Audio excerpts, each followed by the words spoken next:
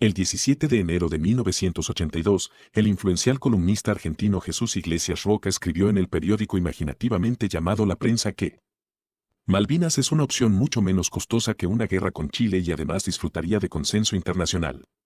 Los Estados Unidos van a apoyar todos los actos de reclamación argentinos, incluso los militares, y respecto del Reino Unido, podrá haber un congelamiento de relaciones internacionales, pero de acuerdo al estratagema de los intereses estratégicos occidentales parece improbable que esta antipatía sea duradera. El argentino estaba tremendamente equivocado. Si bien los Estados Unidos apoyaban al gobierno de su país, lo hacían porque era una pieza más en el esquema mundial para evitar la expansión del comunismo. En definitiva, para los Estados Unidos, la Argentina, así como todos los países de América Latina, era importante en tanto se mantuviese alejada del comunismo. Sin embargo, jamás hubiese cambiado a un aliado como el Reino Unido, que era capaz de desplegar su poder y que por lo mismo era clave en la defensa de Europa en una hipotética guerra contra la Unión Soviética para darle en el gusto a un dictador de turno del tercer mundo. De que los argentinos no se esperaban una reacción británica violenta, lo demuestra una transcripción entre la primera ministro y el secretario de la Defensa estadounidense Haig en Downing Street el 8 de abril de 1982. Según esta, los argentinos esperaban hostilidad y sanciones económicas pero nunca una guerra contra el Reino Unido. Así las cosas, los argentinos se encontraron con un prospecto que ofrecía tres opciones. Desocupar las islas y retroceder sin pelear, cosa que acabaría sin duda con el gobierno militar. Pelear y perder, cosa que también acabaría con la dictadura, o pelear y ganar. Aquello no era tan imposible como pudiese parecer. El arsenal argentino no era para nada despreciable y la Fuerza de Tareas británica tenía que avanzar 8.000 millas náuticas para recién estar en posición de pelear. Este último prospecto, es decir, que Argentina ganase la guerra no solo afectaba al Reino Unido, sino que afectaba también a Chile. Una victoria argentina en la guerra haría de Chile el segundo en la lista y aquello era inadmisible para el país. Acorralado con un embargo de armas, carecía de los medios para defenderse, por lo que la guerra en Malvinas cayó como la mejor opción para hacerlo indirectamente. Aunque Argentina no atacó a Chile, el segundo país mantuvo recelo y miedo de su vecino, por eso es que cuando los argentinos decidieron recuperar por la fuerza las Islas Malvinas en 1982, los chilenos no se mostraron pasivos. Esta proactividad o disposición chilena de ayudar al Reino Unido se solidificaba con más fuerzas por los discursos populistas de Galtieri y por los cánticos de la enardecida población argentina que a 8 días del desembarco en Malvinas cantaba.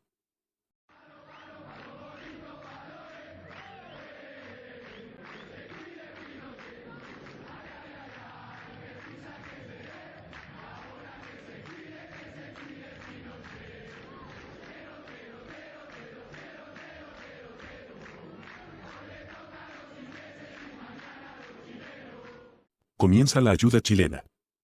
En el plano público internacional, la posición chilena era de neutralidad. En abril de 1982, Sergio Onofre Jarpa, embajador de Chile en Argentina, declaró: en lo que se refiere a Chile, la Argentina tiene las espaldas cubiertas. Probablemente, el embajador era sincero en sus dichos, puesto que todas estas tratativas y coqueteos eran realizados en el más estricto secreto.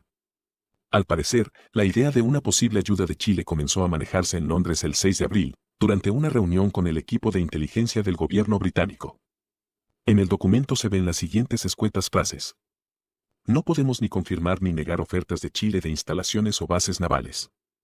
Sin embargo, el día 7, el diario oficial de la primera ministra indica: Chile ayer negó el ofrecimiento de instalaciones navales. Claramente, el país temía que de ser descubierto, Argentina reaccionaría con violencia. Por esta razón es que la ayuda chilena, al menos al principio, parecía algo dudoso si no es que de plano inexistente. Lentamente, la actitud chilena comenzó a cambiar. Primero, con guerra psicológica. Un telegrama del embajador británico en Chile indicaba el 11 de abril que la actitud de las Fuerzas Armadas chilenas puede cambiar muy rápido. Las autoridades parecen un poco más relajadas, pero aún están vigilantes y han decidido cerrar las fronteras con el país vecino y llamar a las reservas. Otra medida importante mencionada en el parte británico es que un escuadrón naval fue enviado al sur para proteger las islas del Beagle. El autor argentino Isidoro Ruiz Moreno indica que esto eran provocaciones chilenas e indica que el almirante Merino envió el siguiente mensaje: estar preparada la Armada chilena para prestar colaboración cubierta o descubierta a Gran Bretaña a partir del 19 de abril en la guerra que libra contra la Argentina. Si estas son las palabras utilizadas en el parte chileno, entonces claramente sí serían medidas de guerra psicológica, toda vez que utiliza un lenguaje directo y hostil sin necesidad. Perfectamente el parte pudiese haber ido en las líneas de dirigirse al sur para proteger el territorio nacional o algo similar. Otro ejemplo de guerra psicológica y acoso eran las transmisiones enviadas por la inteligencia militar chilena insultando la causa argentina, anunciando cuántas millas faltaban para que la fuerza de tareas británica llegasen, anunciándole a los argentinos que serían masacrados y cosas similares. En definitiva, era una hostilidad indirecta y carente de contenido pero que afectaba las comunicaciones argentinas. Con interferencias.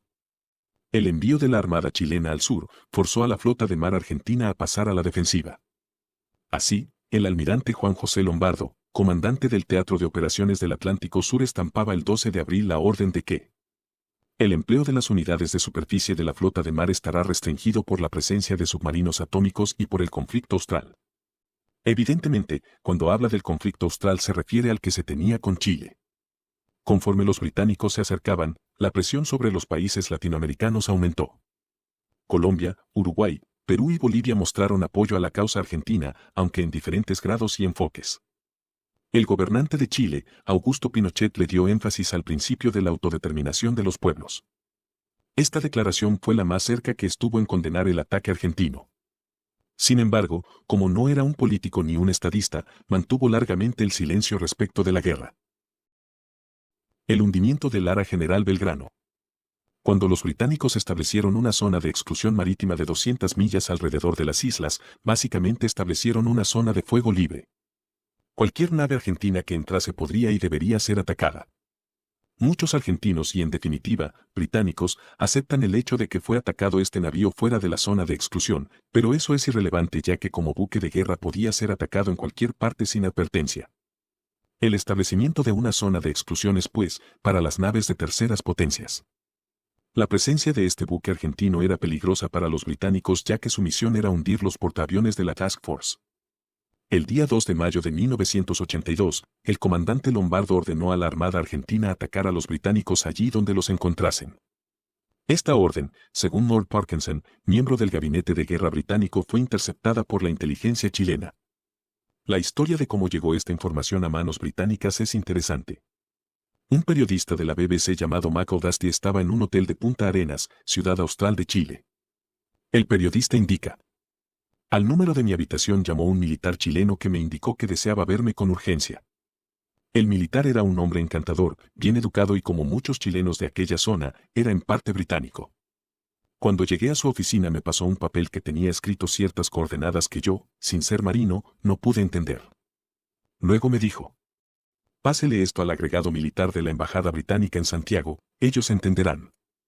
Yo me quedé unas 6 semanas en Chile y, almorzando con él, me explicó que sentía satisfacción por el hundimiento del buque argentino ya que siempre estaba espiando a los chilenos. Lamentaba la pérdida de vidas, pero así era la guerra. Cuando le pregunté si es que el papel que me entregó eran las coordenadas del buque, me dijo: puede ser, no lo sé. Si el chileno en tierra sintió satisfacción, chilenos en el mar sintieron mucha tristeza. Durante el rescate de los sobrevivientes, irónicamente, participó en el navío chileno Piloto Pardo.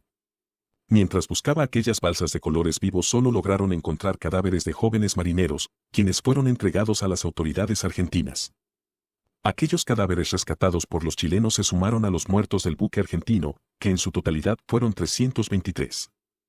Al año siguiente, un documento del gobierno británico se refería al hecho y sobre su preocupación de que el tema se sacara a la luz. Las sospechas de que gracias a Chile los británicos lograron hundir al navío argentino se manejaron desde el principio. Si es que esto es cierto, no es descabellado pensar de que los argentinos perdieron a la mitad de sus muertos gracias en parte a Chile y los británicos, potencialmente, se salvaron de una batalla naval antes siquiera de desembarcar en Malvinas. La probabilidad de que esta haya sido la verdadera historia es alta considerando que los sistemas de espionaje chilenos eran de primer nivel. Espionaje. Quizás el elemento más conocido de la ayuda chilena a Gran Bretaña durante la guerra fue la vigilancia. El comandante chileno Fernando Mattei, décadas después, aceptó que él hizo todo lo posible para que la Argentina perdiese la guerra. Los sistemas de espionaje en el sur de Chile eran bastante avanzados y en la ciudad de Punta Arenas funcionaba su base de operaciones en un anfiteatro subterráneo. Según el comandante chileno, Cada vez que un avión argentino despegaba desde las localidades de Ushuaia, Río Gallegos, Río Grande o Comodoro Rivadavia, los chilenos avisaban a su capital, donde estaba instalado el espía británico Sidney Edwards, quien enviaba la información a Londres y de ahí a la flota en el Atlántico Sur. Sidney Edwards dice en su libro My Secret Falklands War que la ayuda chilena era crucial y que lo más importante fueron los avisos tempranos de ataques aéreos. Sin estos, cuando se tiene una fuerza de mar solo con una pequeña defensa aérea, como tenían los británicos, habrían tenido estos que montar patrullas aéreas de combate carísimas y aviones volando constantemente, listos para interceptar intrusos. Muchos británicos, incluyendo Edwards, estiman que estos hubiesen perdido la guerra sin la ayuda chilena. Por ahora, hasta aquí llega el video. Muchas gracias por detenerse en este canal. Saludos cordiales.